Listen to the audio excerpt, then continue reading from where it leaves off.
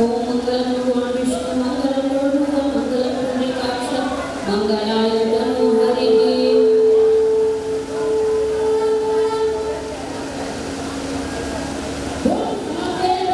हम एक दूसरे के सम्मान में तालियां तो बजा सकते हैं। पुंडरीकाक्ष मंगलाय तनो हरिः।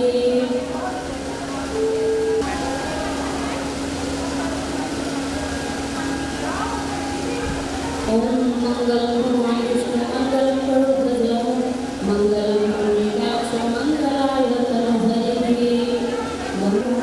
मंगलम गरुड़ध्वज मंगलाय तनो हरिः।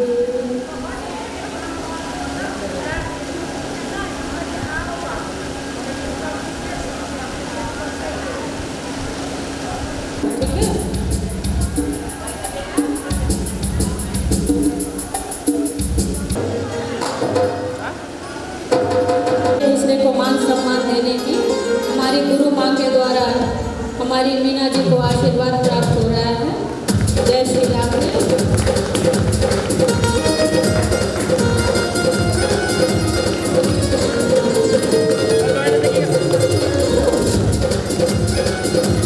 हमेशा गुरु माँ से आशीर्वाद प्राप्त करते हैं। जय श्री राधे।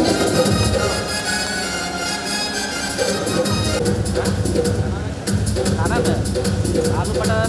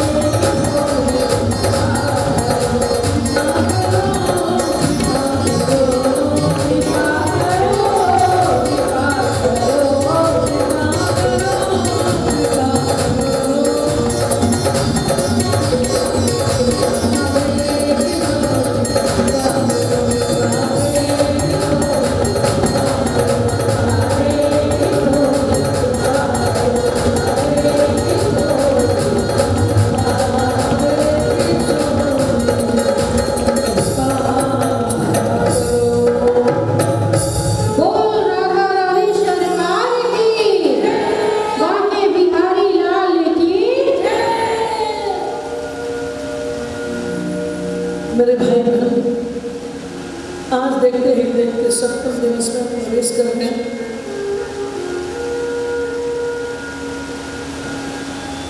आज कौन सा दिन है? आज सावन की सोमवारी है। बोलिए शंकर भगवान की जय।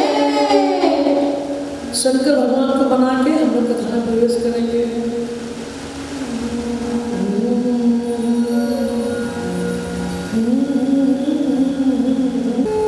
हे भोले बाबा, आप अपनी कृपा बरसाइए और अपने चरणों का दास बना लीजिए। क्या बोलना पड़ेगा?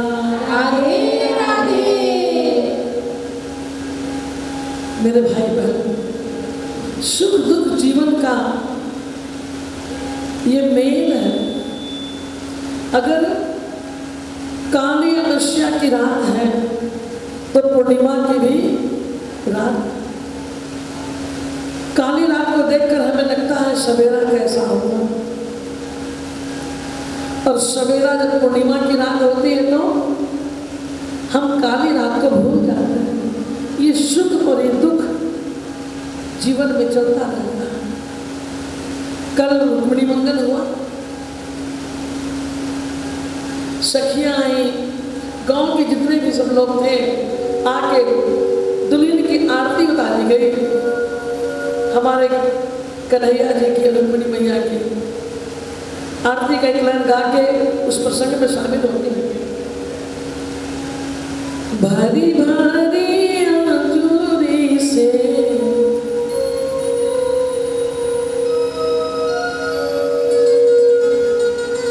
भारी भारी अंजूरी से मोतिया लुटाई हो।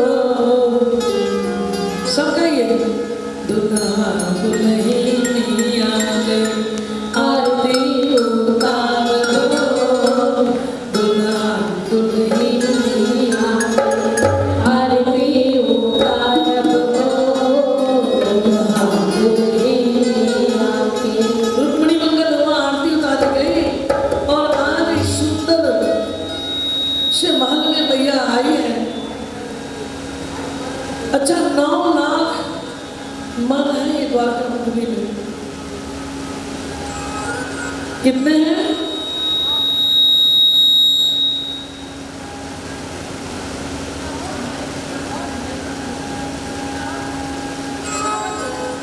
Hello hello. द्वारका नगरी में, द्वारकापुरी में भगवान द्वारकाधीश रुक्मिणी मैया के साथ विराज है। लेकिन कथा बीच में आती क्या है कि ये द्वारकाधीश है, और यहाँ सुखदेव जी पृथ्वी से कहते हैं कि सत्राजित नामक एक राजा थे। इन्होंने घोर तपस्या की और सूर्य भगवान की कृपा से उन्हें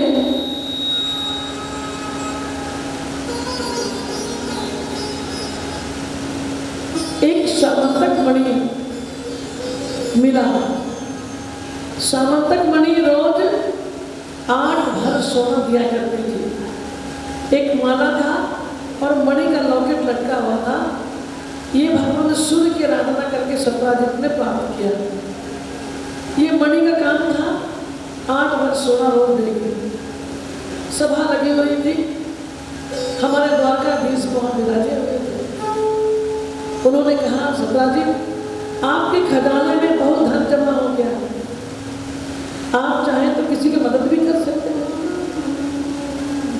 लेकिन मेरे भाई बहन, हम ऐसे हैं कि जितना भी धन हो जाए, अगर फल का दान नहीं किए तो फल घर में रखे रखे सड़ जाएगा। अगर वस्त्र भी रखे हैं और किसी को दान नहीं किया तो एक दिन हम मर जाएंगे तो हमारे भी कपड़े दान कर दिए, फेंक दिए जाएंगे।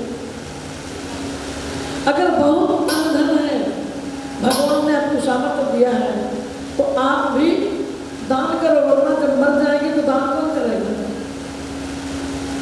जब हाथ ही नहीं होगा तो ये आंखें मिली हैं, भगवान का दर्शन करो।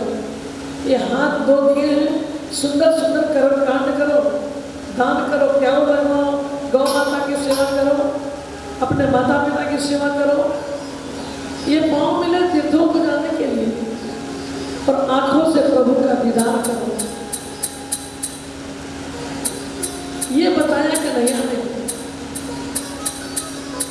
कि अगर बहुत धन है तो किसी और को दे दो, उसके खजाने भर जाएंगे। लेकिन 17 दिन में हम भी तो वही करते हैं, अधिक है तो हम सबसे बड़े हैं, क्यों देंगे? गांव में मेरा मकान सबसे बड़ा होगा ताकि हम बड़े वाले कहना। 17 दिन नहीं दिए और फिर सभा समाप्त हुई, सब अपने अपने घर को आ गए।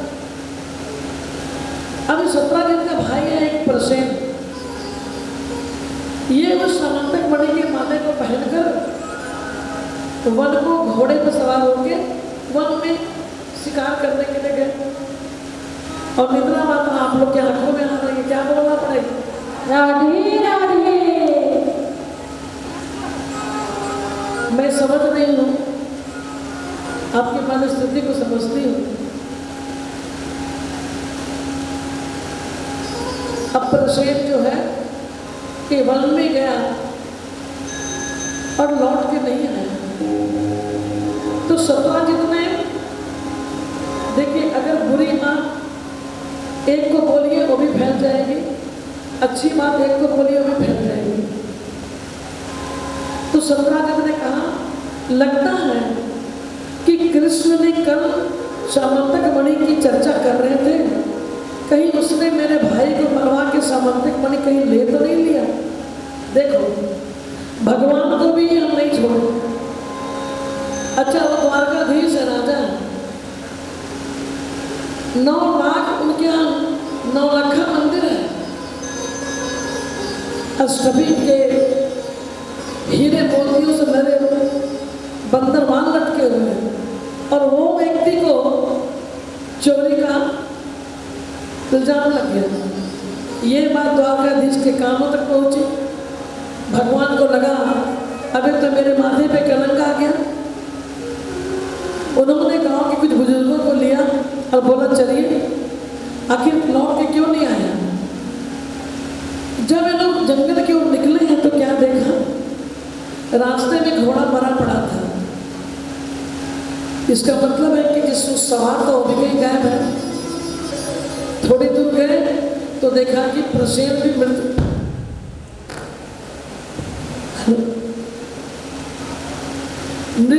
अवस्था में मिला, लेकिन गले में माला नहीं था। अब कलंक लगना था तो माला पहन के जाना क्या जरूरी था? अब देखो, अब सब लोग बोलने लगे कि छोड़िए ना। देखिए, हर बार विवाद होता है, कुछ लोग पक्षपाती होते हैं, कोई विपक्षी होते हैं, कोई आपकी बात में सहमत होंगे, कोई नहीं होंगे।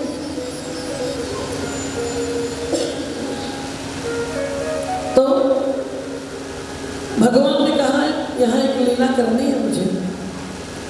सामने गुफा दिखाई पड़ा, सबको बैठाया, ओ मैया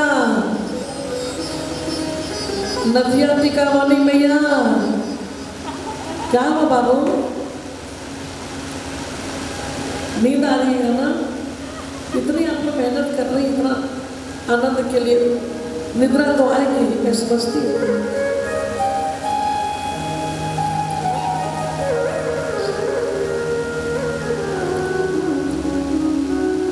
भगवान ने सबको बाहर में खड़ा बोले, आप लोग यहीं बैठ जाइए।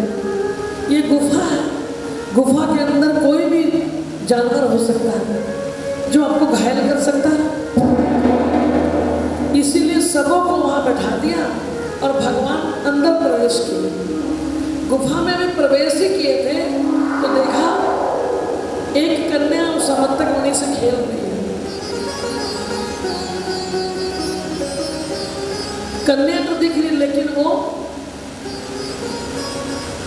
बड़ा ही अजीब विकराल उसका रूप था। छोटी थी लेकिन बड़ा अजीबोगरीब उनका शरीर दिख रहा था। भगवान ने कहा, अरे सुनो, ये तुम्हें कहाँ मिला? टोके और कन्या अंदर प्रवेश करे। तभी अंदर से एक रीछ निकला। कौन निकला? रीछ, भालू, यानी भालू की बेटी थी वो, है ना? तो भालू की तो दिख रही थी। जब अंदर गई कन्या और रीछ निकला, तो भगवान को पुकारा कि वो मेरी बेटी है और आपको अगर सामंतक मणि लेनी है माला तो युद्ध करो। भगवान ने सोचा कि ये क्या है, हमारा किसी और का चीज दे दो। नहीं, युद्ध के लिए ललकारा। युद्ध शुरू हुआ, एक नहीं, दो नहीं, 28 दिन तक युद्ध चलता रहा, कोई नहीं हारता। और वो रीछ ने कहा, अगर तुम हार जाओगे, अगर मुझे हरा दोगे तो मैं तुम्हें ये माला दे दूंगा। अब कोई नहीं हारते, न कृष्ण हारते न रीछ हारते। तभी भगवान ने एक मुष्टिका लगाई रीछ के माथे में और ज्ञान चक्षु खुल गया। ज्ञान चक्षु खुलते ही क्या दिखाई पड़ा? अरे ये तो मेरे प्रभु राम है। बोले राम भगवान की जय। ये रीछ कोई और नहीं, जामवंत जी हैं, जो त्रेता युग से भगवान का इंतजार कर रहे हैं द्वापर युग तक। प्रभु में मुझसे गलती हो गई, मैं तो राम के इंतजार में कि कब कृष्ण अवतार होगी तो मेरे से मुलाकात होगी। प्रभु मुझे माफ कर दीजिए, मैं आपका ही राह देख रहा था कई वर्षों से। भगवान ने कहा कोई बात नहीं है, गलतियां हो जाती हैं, लेकिन प्रभु आपने क्यों नहीं बताया कि मैं राम हूं?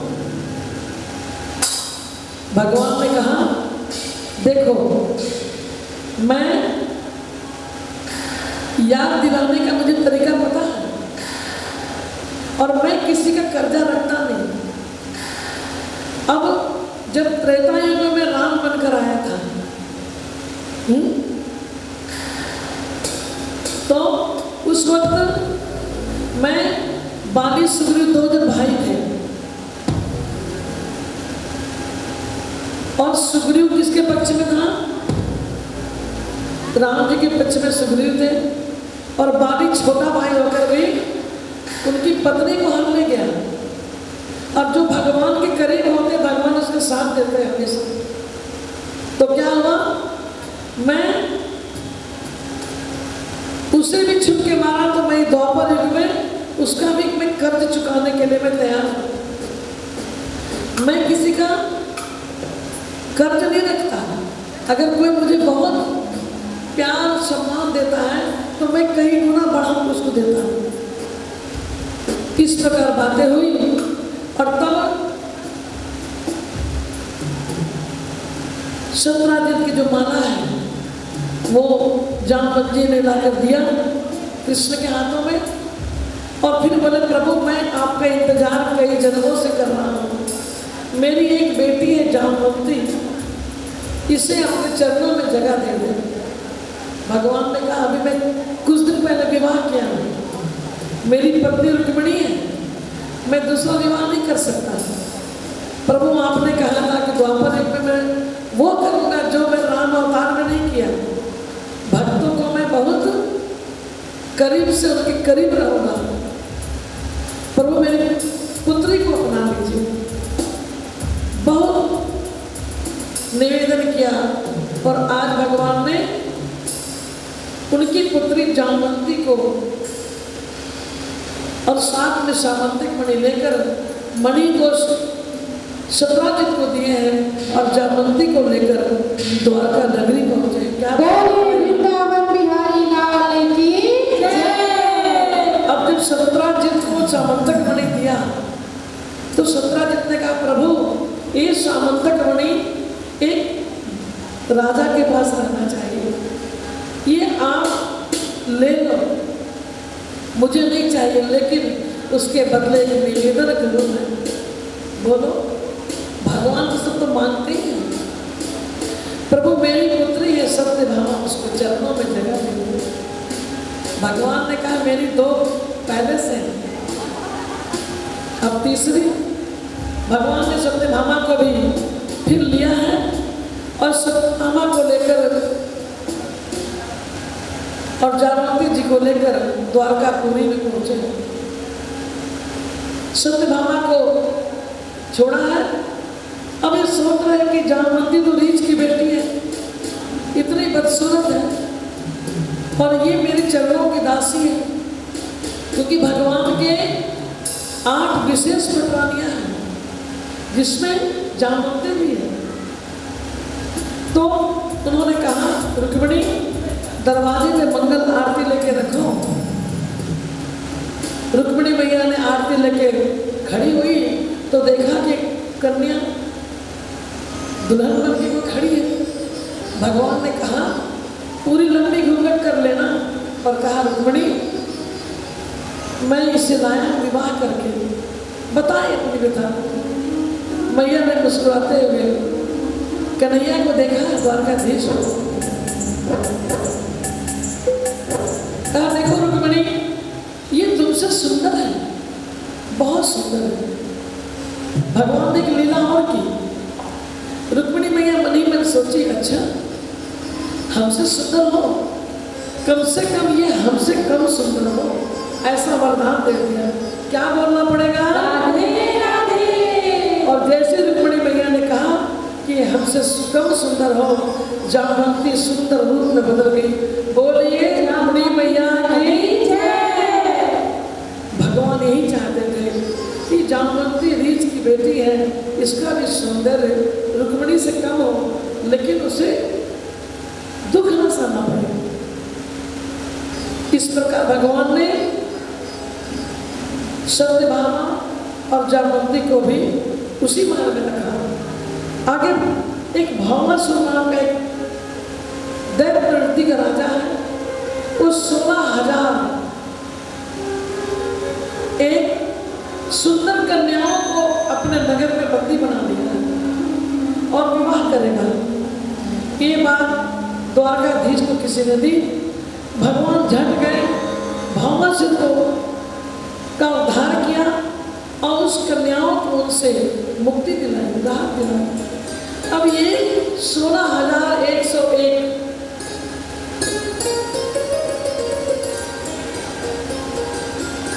अब 16,100 16,100। अब देखो 16,100 मतलब समझ रहे हैं? भगवान ने कहा अपने अपने माता पिता के यहाँ चले जाओ। सभी ने कहा ऐसा होता है क्या? अगर स्त्री अपने घर से एक बार कहीं निकल जाए, कन्या अगर एक बार अपने घर से निकल जाए तो गांव वाले उसे एक्सेप्ट नहीं करते। बैठाइए, क्या बोलना पड़ेगा? अगर एक कन्या रात भर कहीं रह जाए तो माता पिता से करवाएंगे, ध्यान देना, कर पाएंगे नहीं। इसीलिए प्रभु हम कई वर्षों से घर से निकले हुए हैं, हमें कोई भी स्थान नहीं देगा और एक्सेप्ट नहीं करेगा। इसलिए प्रभु हम लोगों को एक ही रास्ता है, क्या है? अरे यहाँ चेयर पढ़ा दिए ना, यहाँ सामने में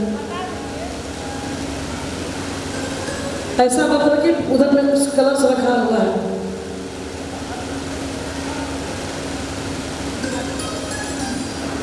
मेरे भाई बहन, क्या बोलना पड़ेगा? राधे राधे। जितनी भी कुंवारियां थी बोलने लगी अब या तो मुझे अपना लो या तो हमें मृत्यु दे दो। क्या करो? मृत्यु दे दो। भगवान दयालु है। मीरा गाई थी ना, मेरे तो गिरधर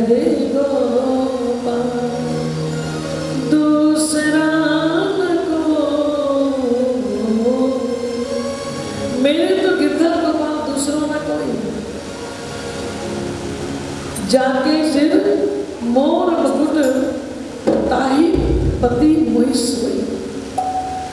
आज कुंवरियाँ कह रही हैं कि या तो हमें चरणों का दास बना दीजिए, मेरे पति बन जाए, हमें कुछ नहीं चाहिए, हमें कोई ऐसा सुख नहीं चाहिए, लेकिन आपके घर में कोने में कहीं दासी के रूप में सेवा का मौका मिल जाए, लेकिन अपने मैके नहीं कर सकते हैं। प्रभु ने सभी कुंवारियों को मृत्यु से बचाया, उपकार करके 16,100 रानियों को द्वारकाधीश में अलग अलग महलों में रखा और विवाह किया। बोलिए वृंदावन बिहारी लाल की जय। और भगवान के 8 पटरानियां रही, जिसमें पहली थी रुक्मिणी, सत्यभामा, जामवंती, कालिंदी, मित्रवंदा, सत्या, लक्ष्मणा और भद्रा, ये 8 पटरानियां जिनका आज भी उस वक्त जो कमरा था द्वारका में, वो आज भी वैसे ही संभाल के रखा गया है। उनका बड़ा बड़ा आईना है लगा हुआ, मिनर पलंग है, जो पटरानियों का कमरा आज भी सुरक्षित है। क्या बोलना पड़ेगा? राधे राधे। कभी जाइए द्वारका नगरी तो द्वारका में जाके दर्शन कीजिए। वो 8 पटरानियां, तो कितनी होगी कुल? 108। 16,108। 16,108। ये टोटल। अच्छा, फिर भी ये सब वासना रहित है। भगवान ने सिर्फ मन से मन का मिलन किया है। भगवान का वासना से कोई मतलब नहीं है। भगवान अपनी पत्नी को प्रेम से, सिर्फ अगर वो गर्भवती भी हुई तो बंसी बजाए, सब पत्नियां गर्भवती होंगी।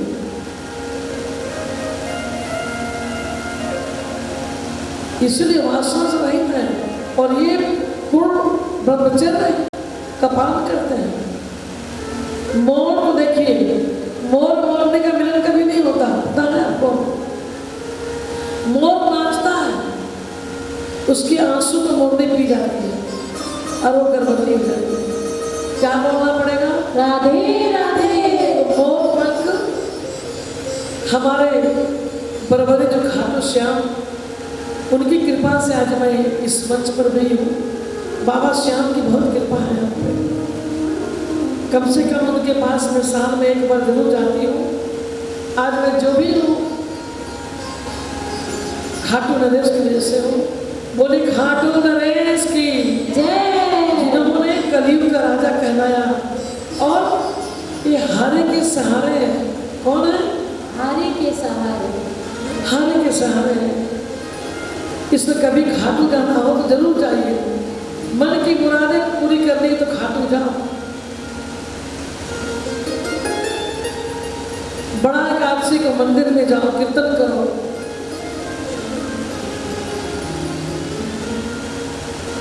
लोग पैसे देकर प्रोग्राम करते हैं ना। मैं कई वर्षों तक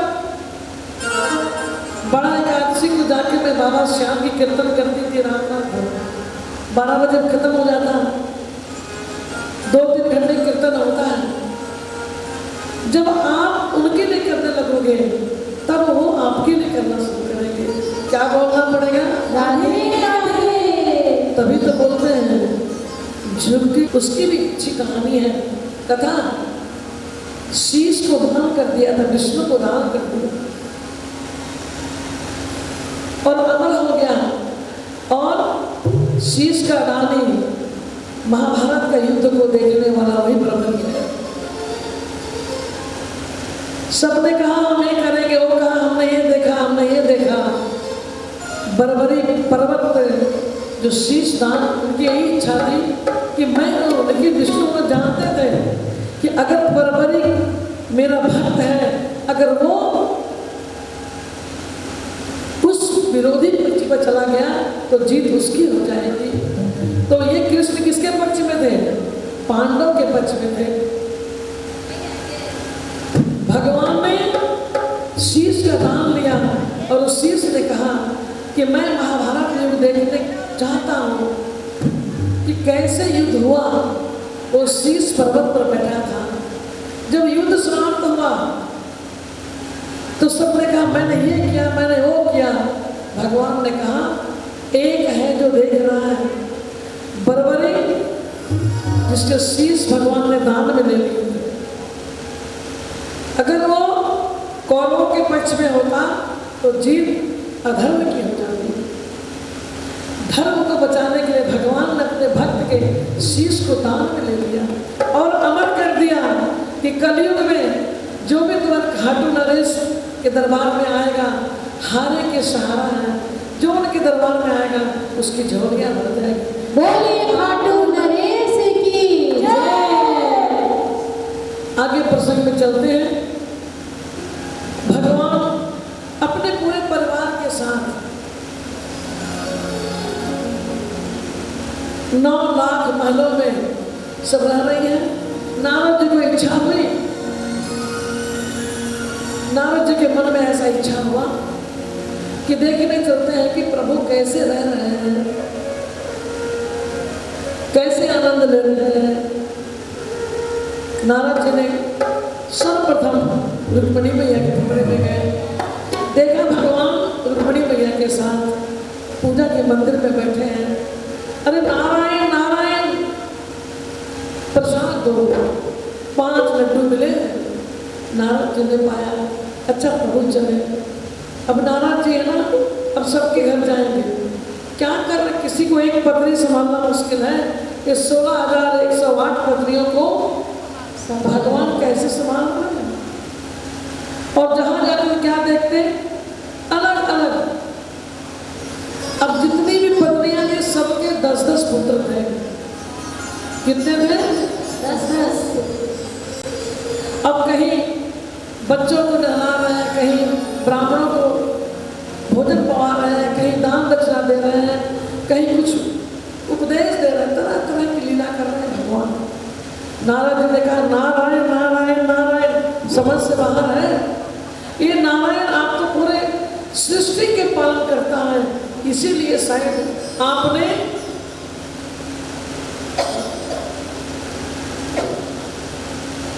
इतनी सरलता से 16,108 कन्याओं को भी, पत्नियों को भी आप संभाल रहे हैं। क्या बोलना पड़ेगा? राधे राधे। मेरे भाई बहन, आगे अब हम सुदामा चरित्र की ओर चलते हैं। सुदामा जी बहुत ही प्रकांड पंडित हैं, ज्ञानी हैं। इनकी पत्नी का नाम सुशीला है। इनका एक ही काम है, एक ही घर से जो मिला एक घर से लेते हैं और बस पूरा परिवार खाते हैं। 2-3 बच्चे हैं, या कोई दे गया तो भोजन प्रसाद हो गया। भिक्षा मांगने नहीं जाते हो। अब इसी प्रकार करते करते 10-15 दिन बीत जाते हैं, बच्चे भूख से बिलखते। तो ये सुनाते कहानी, मेरा मित्र कृष्ण द्वारकाधीश है, हम लोग बचपन में ऐसे करते थे, ऐसे करते थे। वो तो बहुत बड़ा राजा है। अच्छा भूख लगी तो कुछ सुनने का मन करता नहीं, लेकिन क्या किया जाए, रोज कहानी सुना सुना के बच्चों को सुना दिया करें। छोटी एकादशी बीती, बड़ी एकादशी आ गई, अन्न का दाना नहीं घर में। शिष्यों ने कहा प्रभु कुछ लाए हैं? नहीं कुछ नहीं, हमारे पास कुछ नहीं। चलो आज तो बड़ा एकादशी है, तो देखो प्रभु कितने दयालु हैं। हम लोग को एकादशी के लिए व्यवस्था पहले बना दी, कुछ है ही नहीं, भोजन करना ही नहीं है। राधे राधे। तो भगवान अगर दुख दे रहे हैं तो सहर्ष स्वीकार करो, सुख दे रहे हैं तो सहर्ष स्वीकार करो। कभी कभी तो माताएं बोलेंगे ना हम तो पूजा करेंगे नहीं, क्यों? मेरा ये काम नहीं हो रहा है। अरे भाई वो तो ठेकेदार नौकर है क्या? नौकर तो है नहीं, फिर अब आप ही बताओ, हम भगवान को पूजा करते हैं, उनको बंदी बना देते हैं। जब खुश हुए तो बड़ी बात हो, नाराज है तो नहीं पूछेंगे भी नहीं। मेरी यही विनती है कि जिस भी हालत में हो, लेकिन उनका अनादर मत करो। आज सुशीला कहती है, प्रभु जब आपके मित्र इतने बड़े द्वारकाधीश हैं, अच्छा तुम्हें दो मित्र की भाषा को ना शब्दों में मत आंकिए। अगर दो सगा मित्र हैं तो महसूस कीजिए कि वो क्या चाहता है। अगर बोल दिया तो फिर मित्र कैसा? जो महसूस करके उसके काम को बना दे, सही मित्र वही है। क्या बोलना पड़ेगा? राधे राधे। तो आज सुदामा जी को उसकी पत्नी ने कहा, देखो जी, अपने लिए ना सही बच्चों के लिए जाओ। बच्चों के लिए। अब सुदामा जी ने कहा कि मैं तो इतना गरीब, अब मेरा मित्र इतना बड़ा द्वारकाधीश, वहां का राजा, मेरे मित्र की अपमान उनकी हो जाएगी। किसी घर में बड़ा एक कलाकार लगता है ना, अगल बगल वाले कहते हैं वहां बहुत बड़ा आदमी है, और हम भी बड़ी खुश होते हैं। लेकिन अगर कोई फटा पुराना पहन के आ जाए, अरे कोई आपके यहाँ आया था, कौन था वो? मैं गरीब हालत में था। आप नहीं बोलेंगे मेरा मित्र है, नहीं बोलेंगे। बोलेंगे क्या? नहीं बोलेंगे। यही सोच के सुदामा सोचने लगे, अगर मैं जाऊंगा तो मेरे मित्र की बदनामी हो जाएगी। कहाँ वो द्वारकाधीश और कहाँ मैं गरीब ब्राह्मण। पत्नी ने कहा नहीं नहीं। सुशीला ने अपने आंचल को फाड़ा है, और भागवत में जी में इसकी चर्चा है। एक साड़ी को धोती है और सुबह के दिन पहनती है, लेकिन किसी से मांगती नहीं। कहती प्रभु तुमने अगर मुझे ऐसे ही रखने के लिए सोच रखा है तो हम आनंद में हैं, लेकिन मैं बच्चों का ध्यान रखूं, मुझे मतलब मेरे बच्चों के लिए। और देखो क्या हुआ। अच्छा देखो, मेरा मित्र तो नटखट है, जाने से कुछ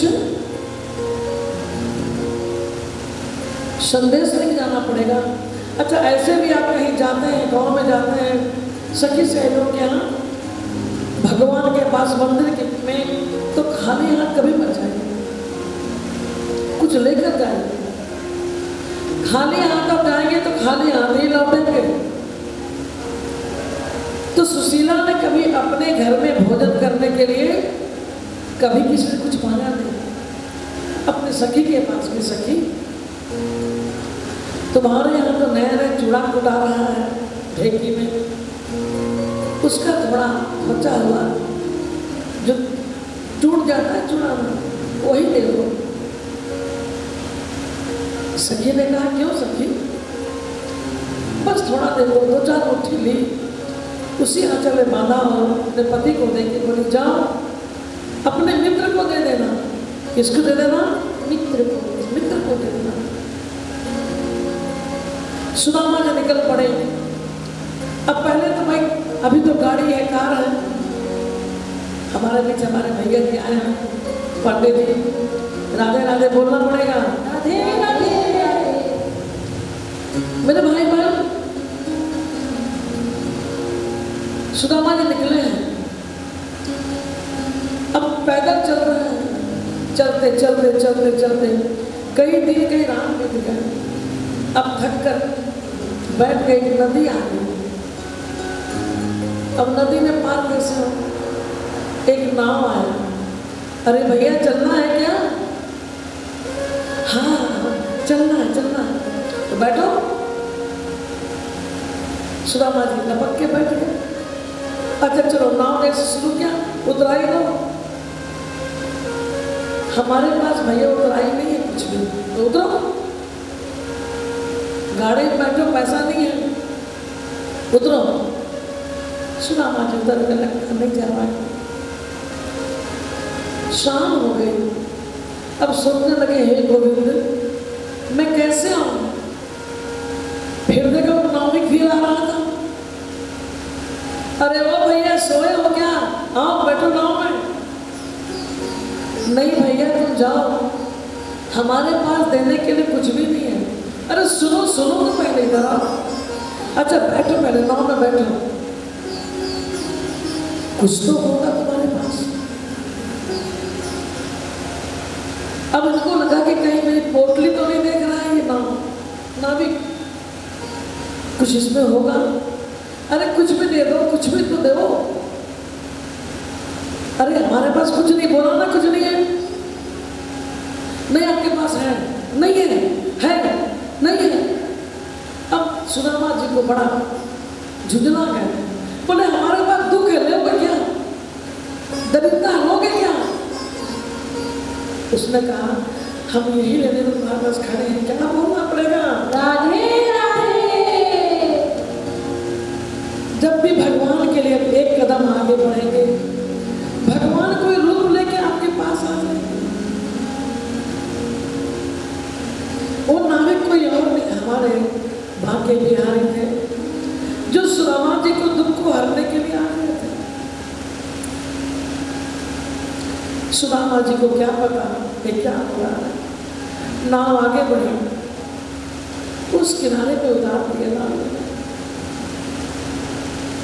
सुदामा जी ने लोगों से पूछा, अरे भाई द्वारका नगरी यही है क्या, दिखाई नहीं पड़ रहा है क्या। ये बड़ा पर बोर्ड है ना, द्वारका नगरी। अब भूख प्यास से रोशनी भी कम हो गई। अच्छा ठीक है, तो ये बताओ कि द्वारका नरेश जो देश राजा, उनका महल कौन सा है। सब महल तो एक से एक है, नौलखा। दूर चले जाना, जहां एक सुंदर, सबसे सुंदर जो महल द्वारकाधीश सरकार लिखा है, वही हमारे द्वारकाधीश का नगरी है, मंदिर है।